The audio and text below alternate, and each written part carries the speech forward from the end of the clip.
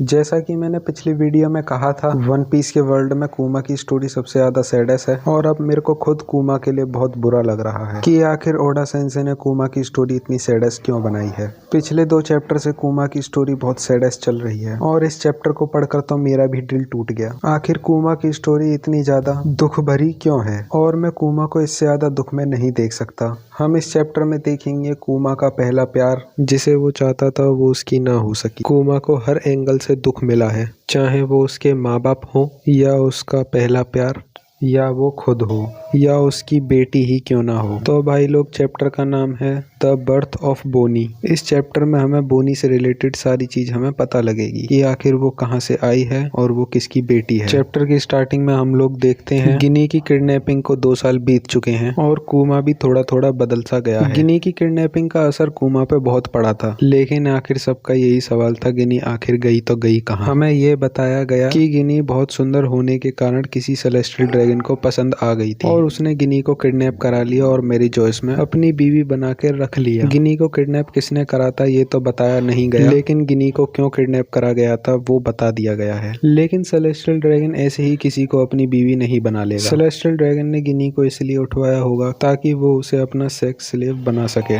जैसा उन्होंने बोआ हैंकॉक के साथ करा था। ये सेलेस्टियल ड्रैगन किसी को नहीं बख्शते। बस आप लोग सेलेस्टियल ड्रैगन के लिए एक गाली कमेंट बॉक्स में लिख जाइए। तो स्टोरी पे वापस आते हैं। फिर हम लोग अगले पैनल में देखते हैं कि ड्रैगन के शिप पे बोनी की कॉल आ चुकी है। गिनी कॉल पे बताती है मुझे मैरी जॉयस से छोड़ दिया गया है क्योंकि मुझे एक बीमारी हो गई थी। गिनी सबसे मिलना तो चाहती थी, लेकिन उसके पास टाइम कम था क्योंकि वो अपनी आखिरी सांसें गिन रही थी। फिर कुमा उससे पूछता है आखिर तुम हो कहाँ गिनी। उस पर गिनी बताती है मुझे तुम ऐसे नहीं देखना चाहोगे। तभी कुमा समझ जाता है आखिर गिनी कहाँ होगी, कि गिनी सॉर्बिट किंगडम में जहाँ वो दोनों रहते थे वहीं होगी, चर्च के अंदर। फिर कुमा बिना सोचे समझे अपने आप को टेलीपोर्ट कर लेता है सॉर्बिट किंगडम में, लेकिन गिनी फिर भी लाइन पर थी और वो दम तोड़ने से पहले कुमा को आई लव यू बोलती है। लेकिन कुमा अपने आप को टेलीपोर्ट कर चुका था, इसलिए उसने ये बात नहीं सुनी और फिर भाई गिनी की डेथ हो जाती है। भाई कुमा गिनी के पास पहुंच तो गया था, लेकिन उसे बचा नहीं पाया। वो जब तक गिनी के पास पहुंचता है तब तक गिनी मर चुकी होती है।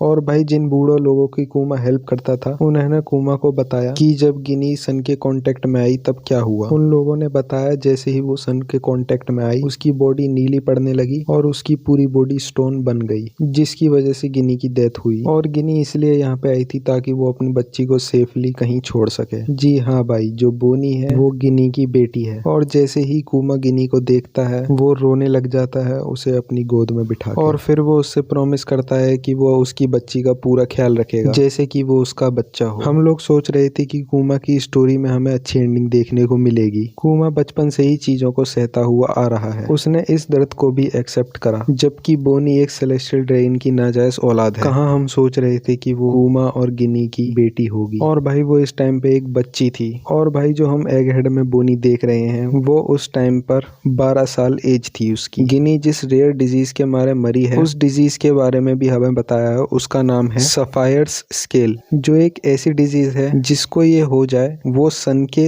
कांटेक्ट में नहीं आ सकता। अगर वो सन के कांटेक्ट में आता है तो उसकी बॉडी सफायर स्टोन में कन्वर्ट हो जाएगी और उसकी वहीं डेथ हो जाएगी। और ये एक ऐसी बीमारी है जिसका पूरे वन पीस के वर्ल्ड में कोई इलाज नहीं है। गिनी को ये बीमारी थी इसलिए उसे छोड़ दिया गया उसकी बेटी के साथ। फिर कुमा बोनी को अपनी बेटी ही मान के पालने लगा, लेकिन उसने बच्चे कभी पाले नहीं थे तो उसे कुछ आइडिया नहीं था इसे कैसे हैंडल करा जाए। फिर वहाँ के कुछ बूढ़े लोग कुमा को समझाते हैं कि बच्चे को कैसे पाला जाता है। और उन्होंने कुमा को ये तक बताया था कि जब बोनी को तुम अपने पास सुलाओ तो एक पिंजरे में सुलाना ताकि वो तुम्हारे इतने बड़े शरीर के नीचे ना आ जाए। Emotional damage।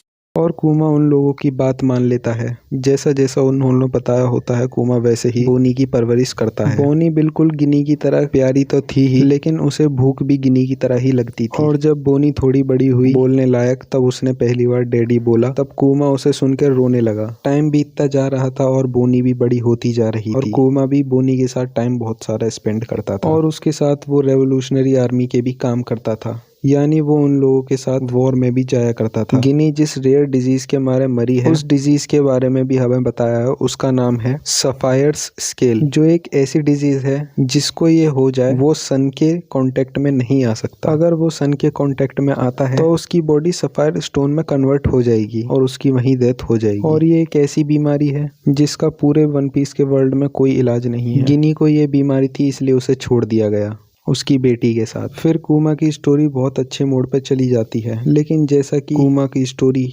बहुत सैडस है, ये खुशी ज्यादा देर टिकी नहीं। जो डिजीज गिनी को थी वही डिजीज बोनी को हो जाती है, जिसकी वजह से कुमा ने चर्च को बिल्कुल चारों तरफ से बंद कर दिया था ताकि रोशनी की एक भी किरण अंदर ना आ सके। लेकिन कुमा को इस डिजीज के बारे में कुछ पता नहीं था कि ये बीमारी कौन सी है और कैसे ठीक हो सकती है। वो बोनी को अलग अलग डॉक्टरों पे ले जाता, लेकिन वहाँ भी उसे बोनी का कोई इलाज नहीं मिलता है और ना ये पता पड़ता उसे कौन सी बीमारी हुई है। फिर आखिरी में उसने डिसाइड करा कि वो रेवोल्यूशनरी आर्मी को छोड़ देगा और गिनी के साथ टाइम स्पेंड करेगा और उसी के साथ रहा करेगा। जिसे ड्रैगन ने समझा कि वो जो चाहे वो कर सकता है, उसकी लाइफ है, वो उसे नहीं रोकेगा। फिर ड्रैगन ने भी थोड़ी अपने कॉन्टेक्ट को यूज करके डॉक्टर को ढूंढने की कोशिश करी। फिर भाई 5 साल बीत जाते हैं, जहाँ बोनी 5 साल की हो गई थी। फिर हम अगले पैनल में देखते हैं कि कुछ बच्चे बोनी को वैम्पायर कह के चिढ़ा रहे होते हैं, क्योंकि वो चर्च से बाहर नहीं आ सकती थी और वो लोग उसे क्रॉस का निशान दिखा के डरा भी रहे होते हैं। लेकिन वो बिल्कुल अपनी माँ की तरह है। जैसे कुमा को बच्चे परेशान करते थे,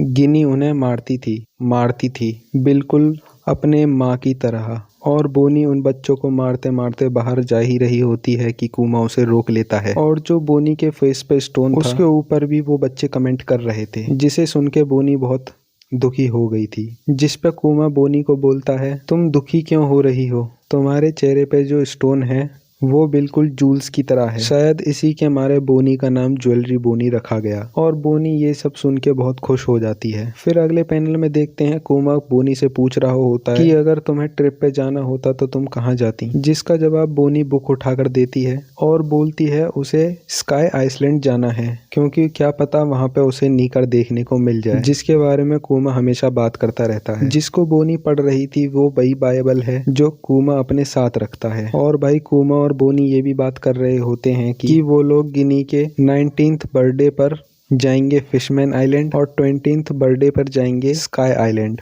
फिर हम लोग देखते हैं कुमा एक डॉक्टर से मिलता है जो कुमा को बोनी की डिजीज के बारे में बताता है, जहाँ पे वो कुमा को सफायर स्टोन की डिजीज के बारे में बताता है। और वो कुमा को बताता है इसे ठीक नहीं करा जा सकता, और अगर वो बोनी को सनलाइट से प्रोटेक्ट भी कर लेता है तब भी बोनी 5 साल से ज्यादा नहीं बच पाएगी, यानी बोनी की डेथ 10 साल तक हो जाएगी। और भाई बोनी ये सारी बात सुन लेती है, लेकिन वो इस बात को गलत सुन लेती है। वो समझती है कि मैं 10 साल तक ठीक हो जाऊंगी। और भाई कुमा को भी ये वही बात बोलने लगती है, लेकिन कुमा उसे समझाने की कोशिश तो करता है, लेकिन कुमा भी उसे नहीं समझा पाता। फिर वो उसे झूठा दिलासा दे के कह ही देता है कि हाँ वो 10 सालों में ठीक हो जाएगी। लेकिन हमें ये तो पता है वो बिल्कुल अब ठीक है एग हेड के अंदर। वो कैसे ठीक हुई ये हमें आने वाले चैप्टर में पता लगेगा। फिर हम स्टोरी में आगे बढ़ते हैं। फिर हम देखते हैं जो सॉर्वेट किंगडम का राजा था वो वापस आ चुका है और वो आते ही लोगों पर अत्याचार कर रहा था, जहाँ पे वो किंगडम को 2 भागों में डिवाइड करने की कोशिश कर रहा था। और फिर उस आइसलैंड के लोग रोते रोते कुमा के पास आए ताकि वो कुमा की हेल्प ले सके। और भाई यही चैप्टर खत्म हो जाता है। तो गाइस मिलते हैं अगले चैप्टर में, तब तक के लिए अरिगातो गोजाइमास एंड सायोनारा।